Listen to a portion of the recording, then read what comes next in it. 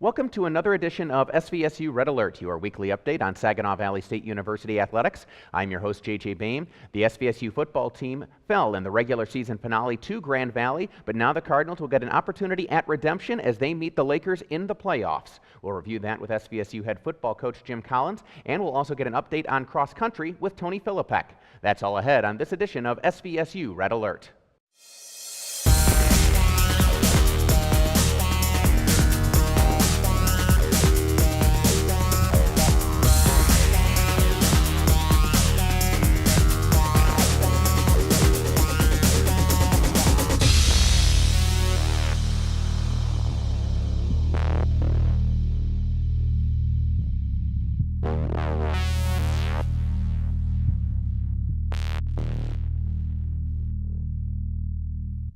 Welcome back to SVSU Red Alert. I'm JJ Boehm, joined by SVSU football coach Jim Collins. And Coach, 49-34 the final at Grand Valley, a game very close throughout the first half, and then Grand Valley builds a lead. SVSU is unable to complete the comeback.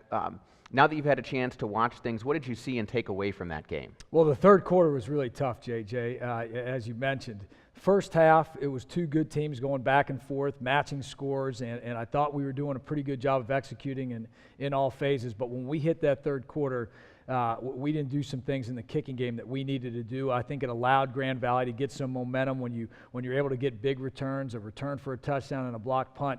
That can totally change the game, and it really allowed them to get great field position. And it was really too much for us to overcome at that point. I think our guys played really hard in that second half and gave it everything they got, but just couldn't pull within that one score to be able to put some pressure on Grand Valley. And of course, in a game like this, everything is magnified, but you go back to those two early drives. We're able to have a 10-play drive and a 13-play drive. As you said, you get points on both of them, but field goals instead of touchdowns. And I'm sure that's one of the things you'll be working on now, because you'll be playing them again, is how to be more efficient in the red zone. Absolutely. And we were a team up to that point, in the last 4 or 5 games that had been really efficient in the red zone. And it's unfortunate because I think we had some things there that if we were able to execute, we might have turned those drives into touchdowns instead of field goals. One of the things you saw in that game that wasn't as consistent with the previous 4 or 5 weeks is we didn't hit any big plays early in terms of big plays that went for touchdowns. We really had to work for those drives, and long drives and stalling in the red zone is unacceptable, especially in a big game like that where you're going against a team that's got a good offense and is going to score points on their own.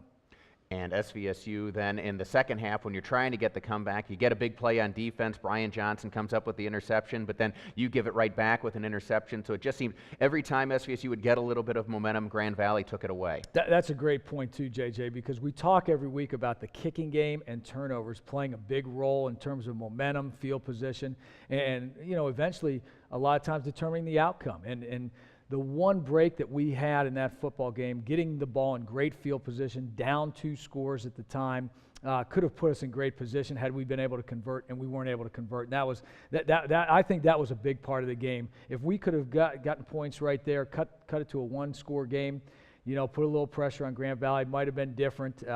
But that was a big play, obviously.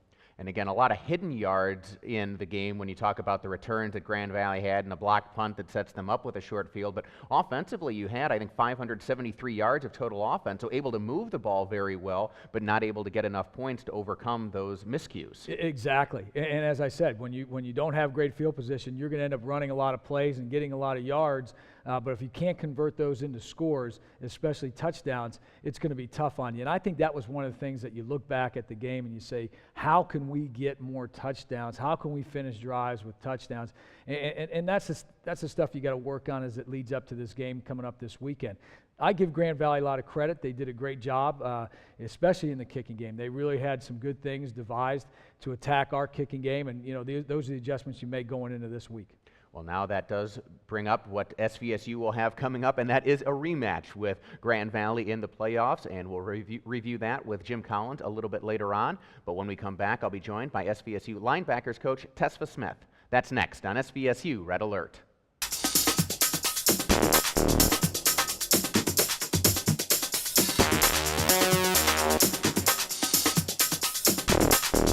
This week's Spring Hill Suites Female Athlete of the Week is Ashley Driscoll. Driscoll, a junior on the SVSU women's volleyball team, helped lead the Cardinals to a 3-0 match win against Michigan Tech November 16th on a senior night after dropping a 3-2 heartbreaker to Northern Michigan on Friday, November 15th. Driscoll led the team on Friday with 16 kills and added 6 kills in the match against Michigan Tech, while hitting for a .400 percentage. SVSU secured the number 8 seed for the 2013 GLIAC volleyball tournament after their win against the Huskies. The Cardinals will travel to number 1 seed Grand Valley State Wednesday, November 20th for quarterfinal matchup. Ashley Driscoll, your Spring Hill Suites Female Athlete of the Week.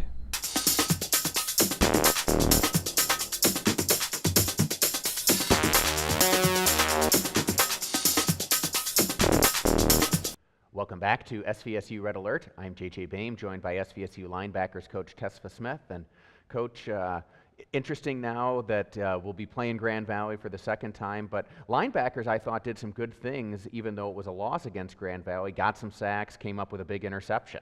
Yeah, you know what, I thought that they were well prepared and they left it all out there. So, you know, it was disappointing that we, you know, didn't come out with the W, but exciting for the fact that the season has been extended and we get a chance at them again, you know, and I think that's all of us want, is to go back there. We want nothing more than to go out there and take it to them and get that W and come back. So that opportunity ahead of the Cardinals now, but what did you see from the play of the linebacker core? Because again, it looked like they timed some blitzes well up the middle. Well, I thought they were very active. You know, their biggest plays. You know, we felt good about them, you know, going into the game that they weren't going to be able to run the football and jam it at us like they did a couple of years ago. We felt really good about our front four and our linebackers being able to run around. So they kind of mixed it up and got Green on the jet sweeps and getting him out there, and we adjusted to that well. You know, and then we ran a lot of blitzes.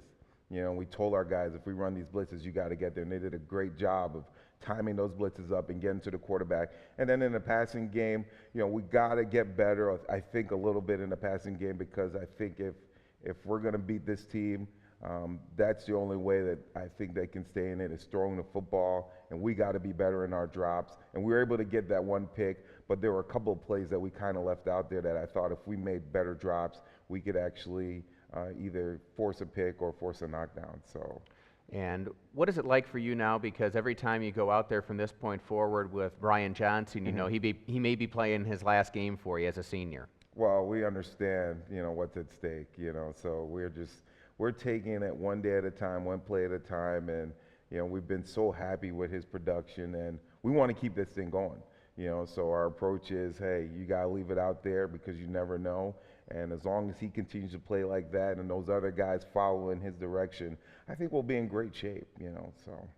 And what do you do now to get this group ready to play Grand Valley a second time?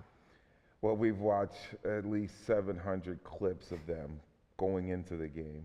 So, you know, for us, it's just, I don't think it's a schematic thing, you know, so it's just getting back to the drawing board, recognizing our mistakes, repping out those mistakes and our adjustments, and then making sure that they're absolutely right. Because I think, and no, I don't think, I know that if our guys are 100% prepared, there's no question that we'll be in a great position to get that W. So. Well, hopefully the Cardinals can do that as they take on Grand Valley for the second time. Coach Smith, thanks for joining us. Thanks for having me, JJ. And when we come back, I'll be joined by SVSU cross-country coach Tony Filipek. That's next on SVSU Red Alert.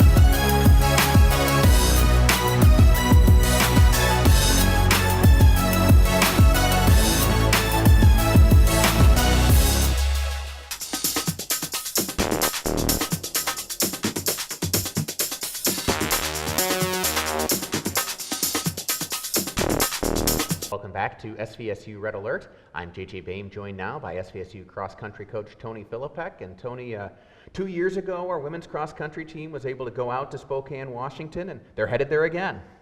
Yeah, that's correct. It's very exciting.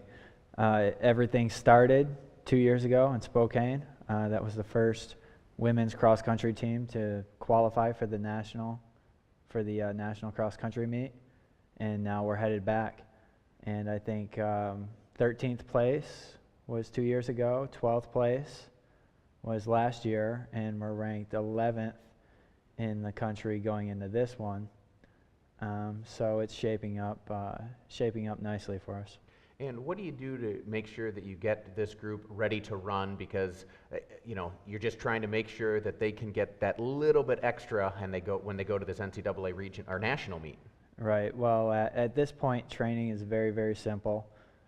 So it's more of a psychological effect, and really just digging down into your own thoughts as a coach and thinking of what would motivate these athletes going into a big meet like this.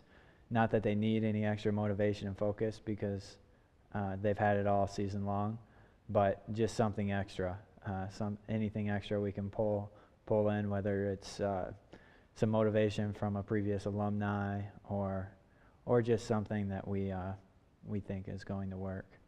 And at SVSU coming off a good performance at the regionals, finishing second overall and having 3 runners finish as tops in the region. Yeah, that was big. Three runners in the top of the region.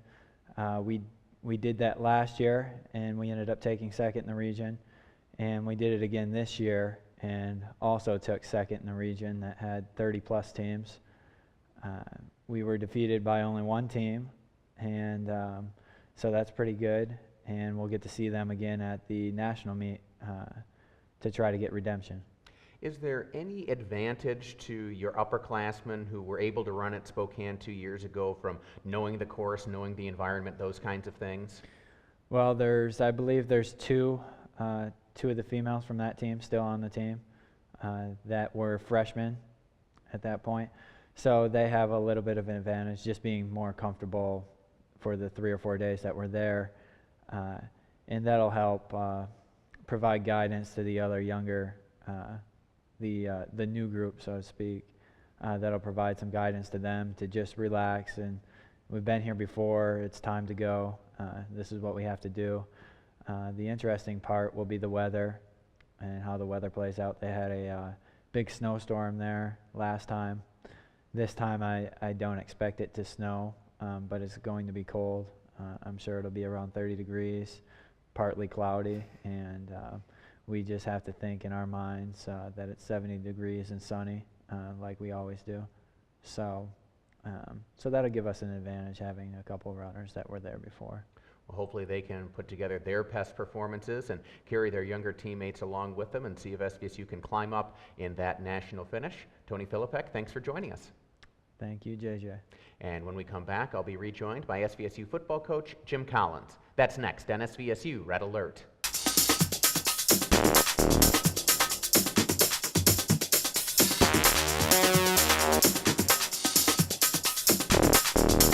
This week's Spring Hill Suites Male Athlete of the Week is Scott Stanford. Stanford, a junior on the SVSU football team, broke a Cardinal record Saturday, November 16th against Grand Valley State. Stanford had 2 field goals and was 4 for 4 on extra point attempts. That gives the junior 57 successful pats of the season, which breaks the former single-season record of 53 that he tied last week against Northern Michigan. The Cardinals enter the Division II NCAA football playoffs as the number 5 seed in Super Region 4 and will head back to Grand Valley State to take on the number 4 seeded Lakers. Kickoff is set for 1 p.m. on Saturday, November 23rd at Lubbers Stadium. Scott Stanford, your Spring Hill Suites Male Athlete of the Week.